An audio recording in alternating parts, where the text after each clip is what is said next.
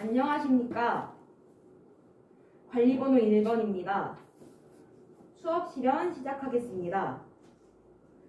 자, 여러분, 오늘도 생각을 키우는 즐거운 국어 수업 시간이 돌아왔습니다. 여러분, 우리 이번 시간에 배울 단어명 다 같이 크게 한번 써볼까요? 크게 한번 말해볼까요? 네, 여러분 목소리가 정말 우렁차군요. 오늘 배울 단어의 이름은 건의하는 글쓰기입니다. 그러면 여러분 본격적으로 수업에 들어가기 이전에 우리 생각 열기 활동을 진행해 볼 텐데요. 여러분들은 혹시 이 건의하는 글을 한번 써본 적이 있나요?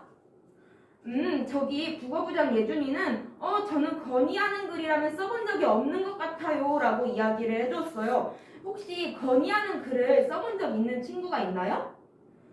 저기서 영지가 약간 쭈뼛쭈뼛 손을 들고 있는데 영지는 건의하는 글을 써보았나요? 영지가 지금 이렇게 말했어요. 선생님, 이게 건의하는 글인지 아닌지는 잘 모르겠는데 저는 청와대 국민청원에 동의를 해본 적이 있었어요 라고 얘기를 해줬어요. 네, 청와대 국민청원에 동의한 것도 건의의 일종이라고 할 수 있어요. 나라의 어떤 현재 사회의 문제점에 대해서 건의를 하면 그거를 대통령이 읽고 그에 대한 해결 방안을 제시해 주는 거기 때문에 이처럼 건의라는 것은 우리의 일상에 정말 밀접한 관련이 있는 그런 글이라고 할 수 있어요. 오늘은 그런 건의하는 글에 어떠한 요소들이 들어가야 하는지, 그리고 건의하는 글을 직접 보고 그 글이 잘 쓰여진 글인가 한번 우리가 평가까지 해보는 그런 시간을 가지도록 하겠습니다. 그러면 오늘의 학습 목표에 대해서 다 같이 알아보도록 하겠습니다. 여기 스크린에 학습 목표 2가지가 쓰여져 있죠? 여러분들은 이 학습 목표를 보면 어떻게 해야 하죠?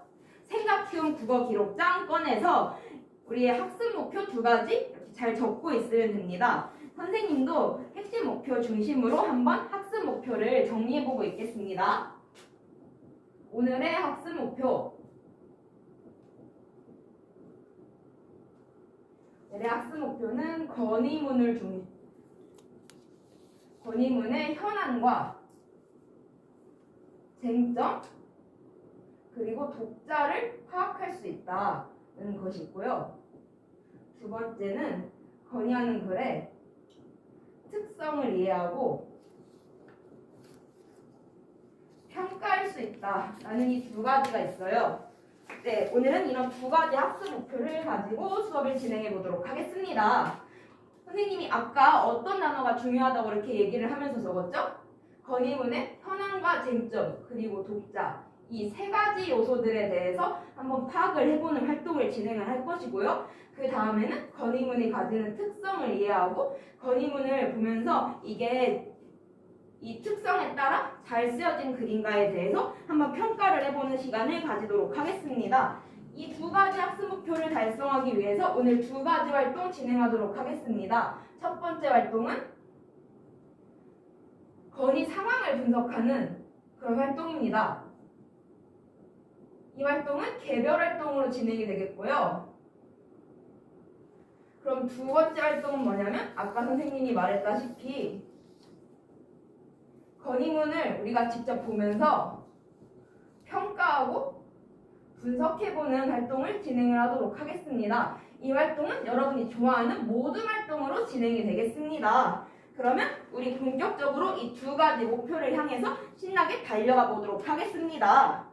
여러분, 선생님이 나눠준 자료 다들 받았죠? 네, 좋습니다. 그러면 그 자료에 있는 글들을 한번 보면서 우리가 건의문에 대해 알아보도록 할 텐데요. 여기 맨 위에 보면 비대면 수업 기간 중 학생들의 단체 메신저방 대화가 있죠.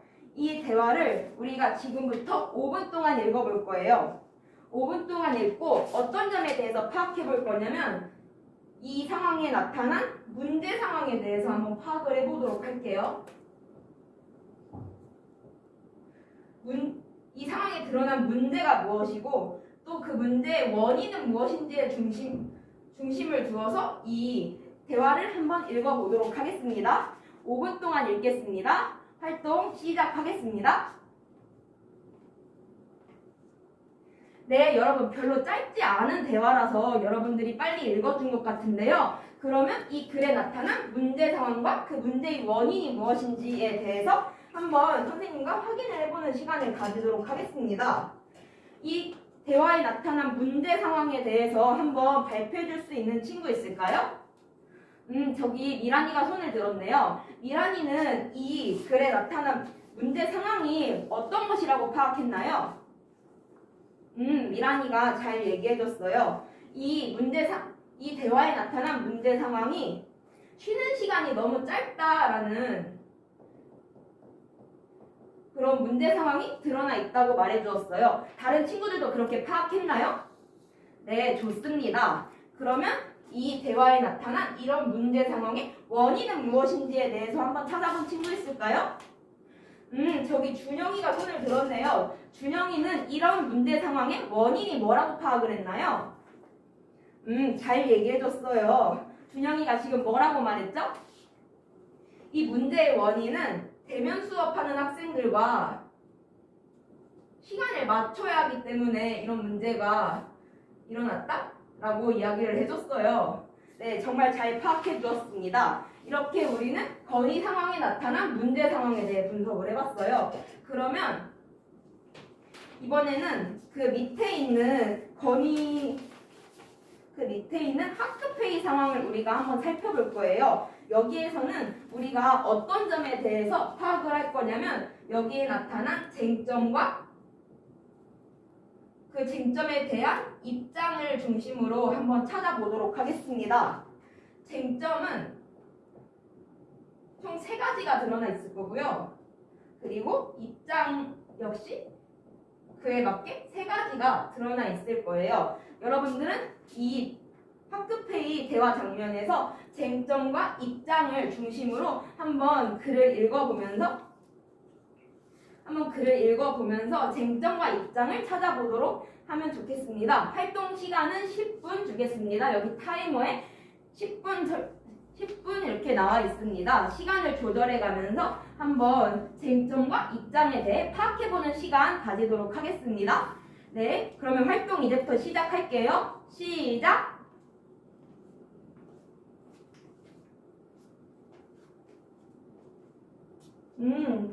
여기 승희는 지금 도움이 필요한가요? 아, 지금 이 글에서 쟁점이 어디에 드러나 있는지 지금 찾지 못하고 있는 상황이군요. 그러면 여기 승희의 짝꿍인 민호는 이 대화에 나타난 쟁점에 대해서 한번 찾아보았나요? 잘 파악했군요. 그러면 민호가 승희에게 이 글에서 쟁점이 어디에 드러나 있는지에 대해서 한번 가르쳐 줄 수 있을까요? 네, 좋습니다. 자, 여러분 이렇게 해서 활동 시간 10분이 다 지나갔는데요. 혹시 시간이 더 필요한 친구 있을까요? 다들 활동을 잘 마무리해 준 것 같네요. 그러면 선생님과 함께 이 상황에 나타난 쟁점과 입장에 대해서 한번 확인해 보는 시간을 가지도록 하겠습니다. 이 글에 나타난 첫 번째 쟁점을 한번 찾아볼 수 있는 친구 있을까요? 저기 영빈이가 손을 들어줬는데 영빈이는 이 글에서 첫 번째 쟁점을 어디에서 찾았나요? 영빈이가 잘 말해줬어요. 영빈이는 첫 번째 쟁점이 쉬는 시간을 10분으로 바꾼다라는 것이라고 말해줬어요. 네, 잘 말해줬습니다. 그리고 또 두 번째 쟁점에 대해서 한번 찾아볼 친구 있을까요?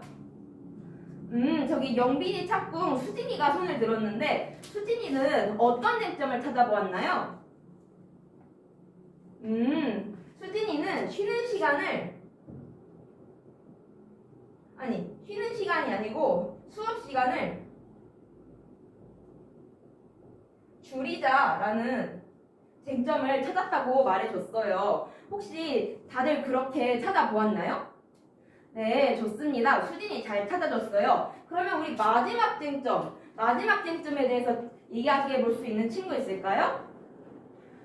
저기 진수가 손을 들었는데 진수는 이 글의 마지막 쟁점 뭐라고 파악했나요? 진수 되게 어려운 쟁점일 수 있었는데 잘 찾아줬어요. 수업 시간을 줄이는 것 더하기 이제 과제를 더 늘려야 한다라는 쟁점을 찾아주었다고 했어요. 네, 여러분들 이 상황에 나타난 쟁점을 정말 잘 파악해 주었습니다. 그러면 이 쟁점에 따른 입장에 대해서 한번 말해볼 수 있는 친구 있을까요? 우선 첫 번째 쟁점, 쉬는 시간을 10분으로 늘린다 라는 쟁점에 대한 입장에 대해서 한번 말해볼 수 있는 친구 있을까요? 저기 수영이가 손을 들었는데 수영이는 이 쟁점의 입장이 뭐라고 생각했나요? 수영이가 잘 말해줬어요. 여러분 수영이가 뭐라고 했죠?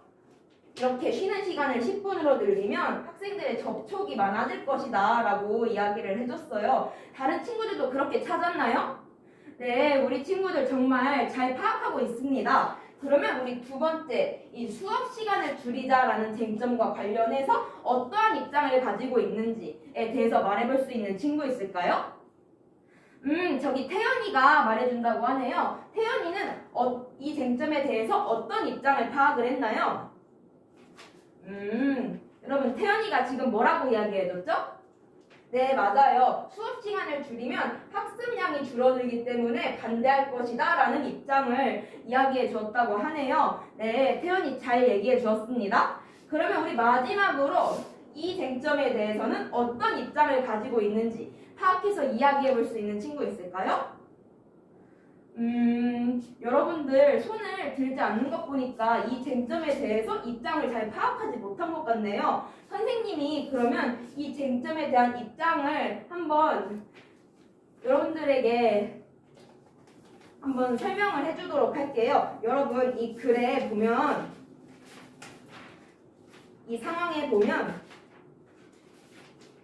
여기 가원이가 하는 이야기에서 수업 시간에 줄어드는 대신 집에서 하는 과제를 늘려달라고 한다는 쟁점이 내시되어 있죠. 그 뒤에 좋은 상태에서 수업을 집중력 있게 하는 것이 더 좋다라는 이야기가 나와 있죠. 그러니까 수업 시간을 줄이고 과제를 늘린다는 이 쟁점에 대해서 이렇게 실시할 경우에 수업에 대한 집중력이 높아질 수 있다라는 그러한 입장을 보이고 있다라고 할 수 있겠죠. 여러분 모두 이해가 됐나요? 네, 좋습니다. 여러분 모두 잘 이해해 주었어요. 그러면 우리 이제 마지막으로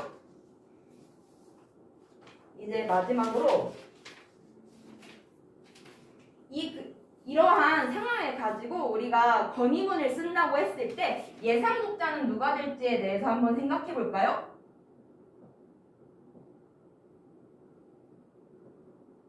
예상 독자는 누가 될까요? 우리 친구들 다들 선생님들이요 라고 이야기를 해주었어요. 네, 맞아요. 쉬는 시간을 늘려줄 수 있는 사람들은 선생님들이죠. 네, 선생님들을 예상 독자로 해서 이 상황에 대한 건의문을 쓸 수 있다라고 할 수 있어요. 그러면 선생님들이 이 글을 읽는다고 했을 때 어떠한 점을 고려하면서 글을 써야 할까요?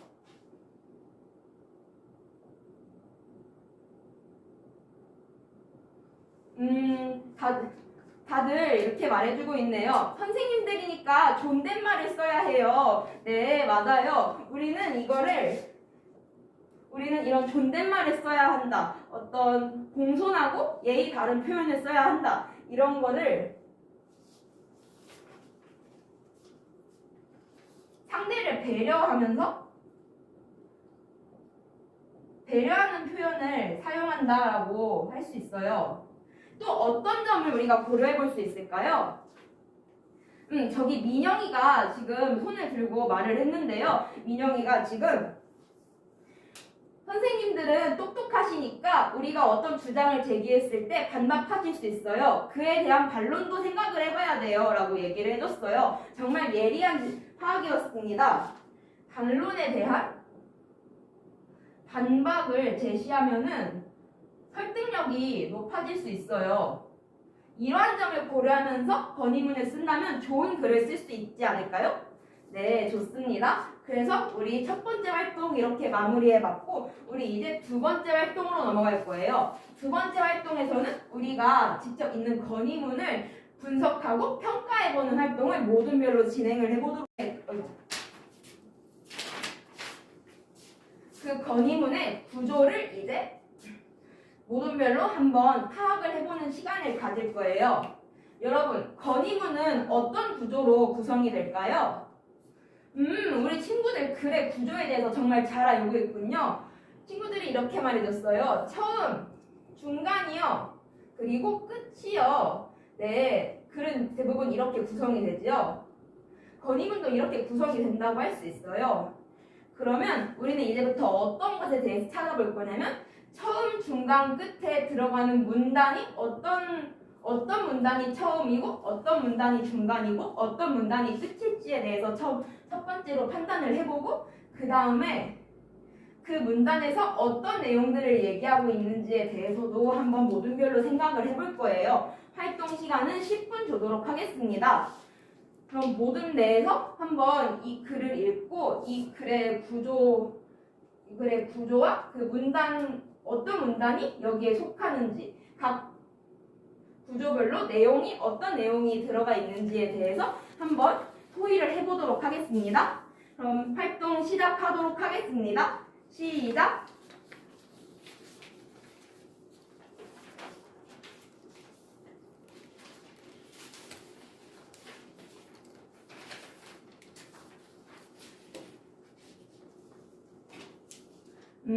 여기 이모둠은 지금 활동에 어려움을 겪고 있는 것 같군요. 어떤 점이 어려운가요? 처음 부분에 1, 2문단이 들어간다고 생각을 했는데 그 1, 2문단의 내용을 뭐라고 해야 될지 잘 모르겠다고 생각을 지금 그런 상황에 빠져 있군요. 자, 여러분 지금 일모둠이 문단의 내용을 파악하는데 어려움을 겪고 있다고 하는데 혹시 도움을 줄 수 있는 모둠이 있을까요? 저기 3모둠이 도움을 준다고 하네요. 3모둠이 뭐라고 하는지 잘 귀 기울여 봅시다. 네, 여러분 3모둠이 지금 뭐라고 얘기해줬죠? 여기 두 번째 문단 맨 마지막 줄을 보면 이를 해결하기 위해 건의문을 쓰고자 결심했습니다 라는 문장이 있는데 그 문장에 집중을 해서 한번 보라고 이야기해 줬네요. 일모둠 힌트가 많이 되었을까요? 네, 좋습니다. 그러면 다시 한번 활동을 열심히 진행해 보길 바라요. 네, 여러분 이렇게 해서 활동 시간이 모두 지났는데 혹시 시간이 더 필요한 모둠 있을까요? 네, 좋습니다. 그러면 우리 이제 이 건의문의 내용을 한번 분석을 같이 해보도록 할 건데요. 우선 문단에 대한 내용은 다 같이 한번 판단을 해보도록 할게요. 처음에는 어떤 문단이 들어갈까요? 네, 여러분 모두 다 같이 1문단과 2문단이요 라고 말해줬어요. 여러분 다들 잘 찾아주었습니다.